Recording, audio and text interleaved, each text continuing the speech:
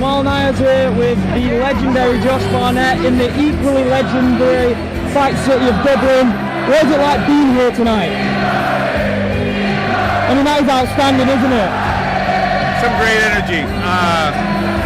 To see a crowd so involved is fantastic. You know, I'm quite partial to the Japanese crowds that are so quiet. Yeah, exactly. They also have. Just take it all in, man. Just take it all in. Would you look like? Are you going to be planning in Bellator now? Next card, but they come back here. Are you going to be begging them? Please let me fight on a Dublin card. I have family in County Cork, from the McCann side of my heritage.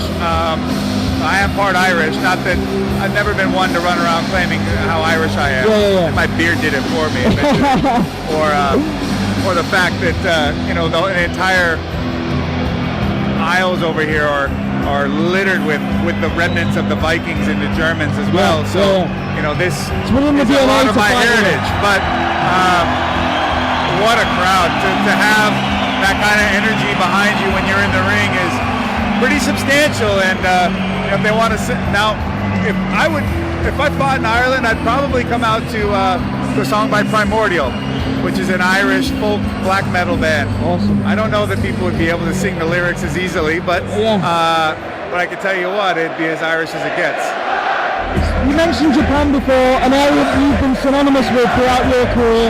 Bellator returning to Japan later this year, the New Year's Eve card.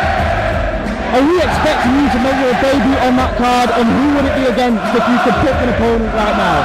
You should be expecting me, by all means. But you can't expect that people are going to have the guts to want to fight me. So, already my name has been thrown out to a few athletes out there, and they've all said no so far. So, if they can give me a name that's got the balls, it's got the gusto, the want to get in the ring with me, then we can make that happen. What do you think of the state of the heavyweight division in Bellator at the moment? Obviously Ryan Bader's champ, he's the champ right now. What have you made is his short reign so far, and him as sort of the poster boy of that division in Bellator? I mean, seems to be a bit of a reluctant heavyweight. He's already talked about how, you know, the possibility of heavyweights that are not out there fighting for actually being in line for a title shot. You know, heavyweights that are sitting on the sidelines waiting for him and Chet Congo's fight to finish out, which honestly just means sounds like he's just talking about me, to be perfectly honest. And I wouldn't blame him if Ryan Bader didn't want to get in the ring with me. You know, I mean, he's a hell of a fighter, but pretty much everything he does I can do, but better and bigger and meaner. And he can manage to take me down. It's not going to help him. He wants to keep it on the feet. That's not going to help him either. But and that's not to say a slight on Ryan Bader. He's no punk. But I think that he likes the idea of earning that belt, but really wants to stay down at 205. And you know, weight-wise, his frame carries a decent. Can carry some decent weight and move with it well. But I don't entirely begrudge him either, because he's not the tallest guy, and as a 205er, he's right. That's really where he belongs. But he's a good fighter, so he can fight at heavyweight. And he got himself into that heavyweight picture and won a title. So now he's going to be under the crosshairs for it, and that includes me among other people. So he's going to have to deal with it. But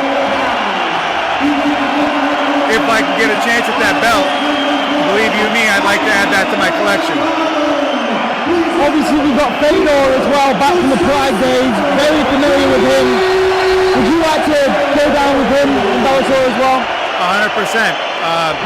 That doesn't have to do with anything with titles or anything like that. Exactly. It's just the opportunity to go and fight someone that you love, that you respect so much, that you view, from my perspective, as such a incredible, legendary fighter, of someone that I love to be in that ring with, that I love to be a part of that time when we were out there proving that we were the best heavyweights in the world, and to just have that one shot to be out there, lock horns and bleed and sweat with a friend.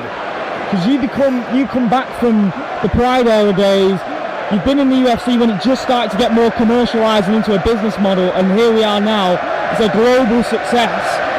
Do you kind of reminisce and sort of have that fondness of looking back on the Pride days when it was kind of the little secret of those in the underground community? Yes, and I also look back with some fondness even on the days when no one knew what it was, and we were just fighting wherever we could make it happen. And honestly, the purer the fight, it has less to do with any of this stuff. And I understand the business of all this and what I got myself into as a professional athlete, but in my core, it's not about this. It's not about being famous. I didn't do this so that the people would know who I was because of how much they saw me on TV or what I said or how I don't know, any of this. All I wanted to know was, could I get another man to line up across from me and can I destroy him? And that's still why I do it. Awesome. Thank you so much for your time, Jeff. Yeah. Brilliant.